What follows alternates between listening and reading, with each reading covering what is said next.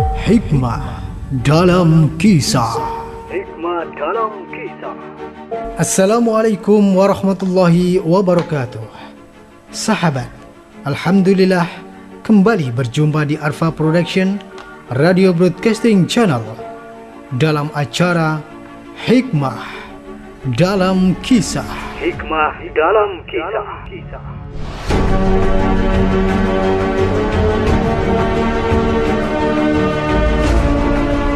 Kali ini, marilah kita simak sebuah kisah.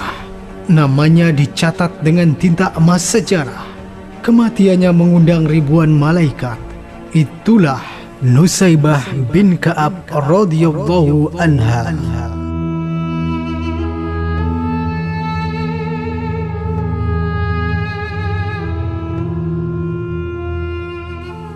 Pada suatu hari, Nusaybah sedang berada di dapur dan suaminya Said sudah beristirahat di dalam tempat tidur. Tiba-tiba Nusaybah mendengarkan suara gemuruh seperti gunung-gunung batu yang runtuh. Nusaybah menerka bahwa itu adalah suara musuh karena beberapa hari ini ketegangan memuncak di Bukit Uhud.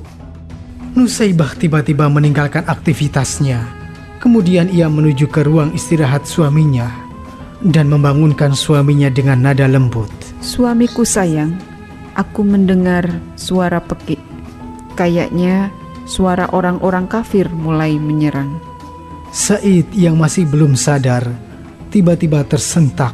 Dia menyesal mengapa bukan dia yang mendengar suara itu, tapi malah justru istrinya. Dia segera bangun dan mengenakan pakaian perangnya dan menyiapkan kuda. Kemudian Nusaybah menghampiri dan menyodorkan sebuah pedang. Suamiku, bawalah pedang ini, jangan pulang sebelum menang.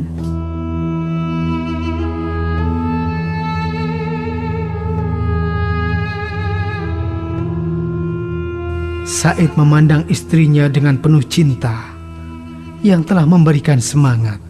Dengan mantapnya, Said menunggang kuda dan berangkat menuju utara.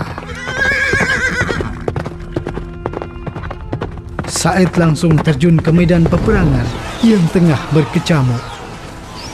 Dari kejauhan Rasulullah SAW melihatnya dengan tersenyum. Senyum Rasul membuatnya semakin mengobarkan semangat berperang.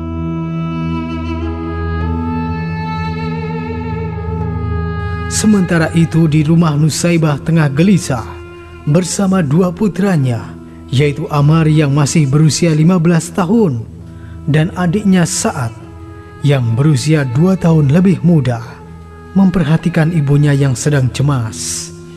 Ketika itulah tiba-tiba datang seorang penunggang kuda yang nampak gugup menghampirinya. "Ibu, salam dari Rasulullah. Said baru saja gugur dalam medan pertempuran." Suamiku telah menang perang. Terima kasih ya Allah. Nusaybah kemudian tertunduk. Kemudian Nusaybah memanggil Ammar sambil tersenyum dan menahan tangis. Ammar, ibu menangis bukan karena sedih, tapi karena sudah tidak ada lagi yang akan ibu berikan untuk pejuang Nabi. Maukah engkau melihat ibu bahagia? Ammar langsung mengangguk, sementara hatinya berdebar-debar. Ambillah kuda di kandang dan ambillah tombak. Bertempurlah bersama Nabi hingga kaum kafir kalah. Mata Ammar bersinar-sinar, seraya berkata kepada ibunya, "Terima kasih ibu, inilah yang aku tunggu sejak tadi." Putra Nusaybah yang masih muda dan berbadan kurus itu mengikuti jejak ayahnya menuju ke medan tempur dan tidak ada rasa ketakutan sedikit pun dalam wajahnya. Kemudian di hadapan Rasulullah SAW, ia memperkenalkan diri. "Ya Rasulullah, akulah Ammar bin Said, datang menggantikan ayahku yang sudah gugur." Rasul dengan terharu memeluk anak muda itu dan mengatakan bahwa dia adalah anak muda yang sejati yang diberkati oleh Allah Subhanahu wa Ta'ala. Hari itu pertempuran berjalan dengan cepat. Ammar pun bertempur dengan gagah berani dan banyak musuh yang tumbang olehnya. Tapi pertempuran darah berjalan hingga petang.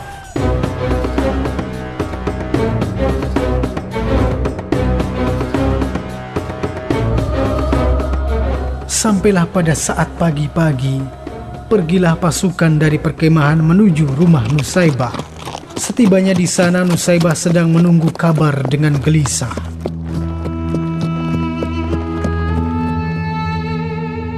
Apakah anakku gugur? Utusan menjawab sambil tertunduk. Betul. Apakah engkau sedih, ya Ummu Ammar? Tidak, tapi aku sedih karena siapa lagi yang harus aku berangkatkan, sedangkan Sa'ad masih anak-anak.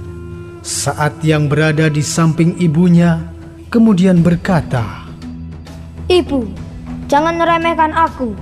Jika engkau izinkan, akan kutunjukkan bahwa aku adalah putra seorang ayah yang gagah pemberani. Ibunya kaget terperanjat. Kau tidak takut, Nak? Sa'ad menggelengkan kepala dan tiba-tiba langsung naik ke atas kuda. Ia sangat yakin. Sebuah senyum terlihat dari wajahnya.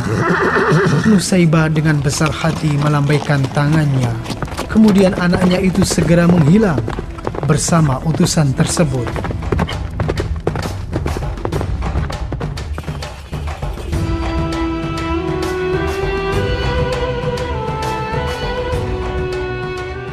Dalam pertempuran, Sa'ad betul-betul menunjukkan keberaniannya. Pemuda 13 tahun itu telah banyak menghempuskan nyawa orang-orang kafir. Hingga tibalah waktu itu, tiba-tiba anak panah menghembus di dadanya. Sa'ad pun tersungkur, seraya bertakbir, kemudian gugur dan syahid di medan perang. Kemudian utusan Rasul mendatangi rumah Nusaybah dengan sedih dan tertunduk, sehingga Nusaybah bisa membaca apa yang akan disampaikan. Tanpa ragu Nusaybah berkata,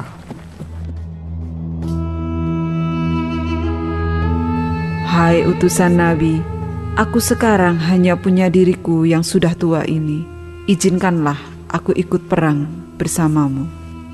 Utusan tersebut mengerutkan keningnya. Tapi engkau seorang perempuan, wahai ibu. Nusaybah tersinggung. Kemudian berkata, Engkau meremehkan aku karena aku seorang wanita? Apakah wanita tidak bisa masuk surga dari jalan jihad? Nusaybah tanpa menunggu jawaban langsung menunggang kuda dan bergegas menemui Rasulullah. Setibanya di sana, Rasulullah mendengar perkataan Nusaybah dengan senyum, lalu menjawab kepada Nusaybah yang dimuliakan Allah. Belum masanya wanita mengangkat senjata. Untuk itu Nusaybah disuruh untuk mengumpulkan obat-obatan dan merawat prajurit yang luka-luka, karena pahalanya sama dengan orang yang bertempur. Maka mendengar Nabi berkata demikian, Nusaybah segera menenteng obat-obatan dan merawat prajurit yang terluka dengan penuh cermat. Suatu ketika, Nusaybah sedang memberi minum pada prajurit yang terluka. Tiba-tiba ia terkejut karena Nusaybah terkena percikan darah. Kemudian ia memandang dari arah tersebut.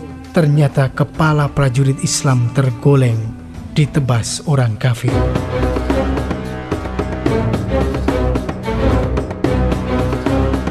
Timbul kemarahan Nusaybah karena peristiwa kekejaman tersebut. Apalagi terlihat Rasulullah tersungkur dari kudanya karena keningnya terserempet anak panah musuh. Nusaybah tidak bisa menahan diri lagi. Ia spontan bangkit. Dengan gagah berani, diambilnya pedang prajurit yang gugur itu, dinaiki kudanya. Lantas bagaikan singa betina ia menyerang musuh, dan banyak musuh yang lari terbirit-birit. Puluhan orang kafir pun tewas.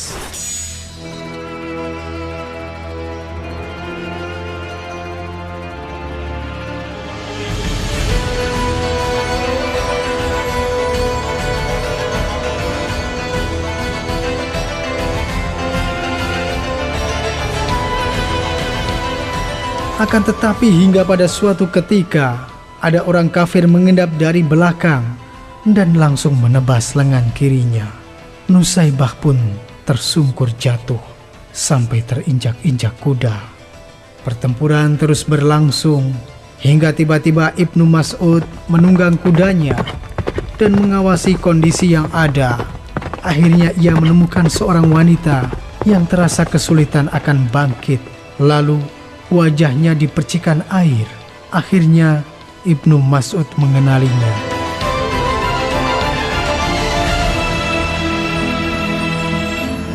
"Istri Sa'idkah engkau?"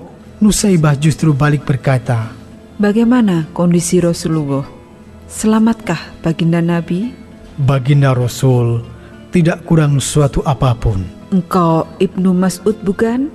Pinjamkan aku senjata dan kudamu. "Tapi engkau masih terluka parah, Nusaibah." Engkau menghalangi aku untuk membela Rasulullah? Terpaksa Ibnu Mas'ud menyerahkan kuda dan senjatanya. Dengan susah payah Nusaibah naik kuda lalu kembali bertempur. Lagi-lagi banyak musuh yang tersungkur olehnya. Namun karena tangannya yang sudah putus, maka tak terelakkan wanita perkasa tersebut tersungkur di atas pasir yang dicintainya karena sebilah pedang musuh menebas lehernya.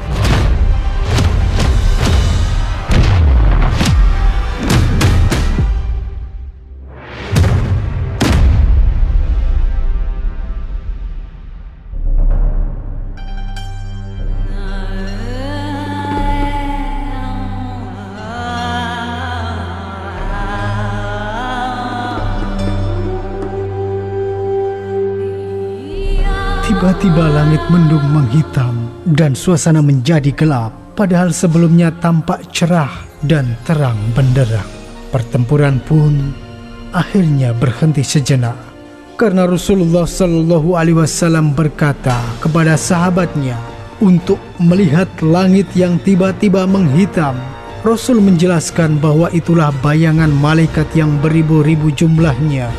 Mereka berduyun-duyun menyambut ruh atau jiwa Nusaibah, sang wanita perkasa yang telah syahidah di medan pertempuran.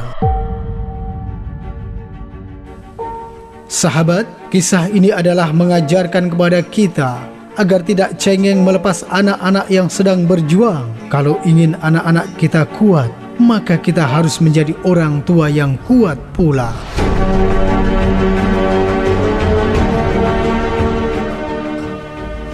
Demikian kisah singkat Nusaibah bin Ka'ab.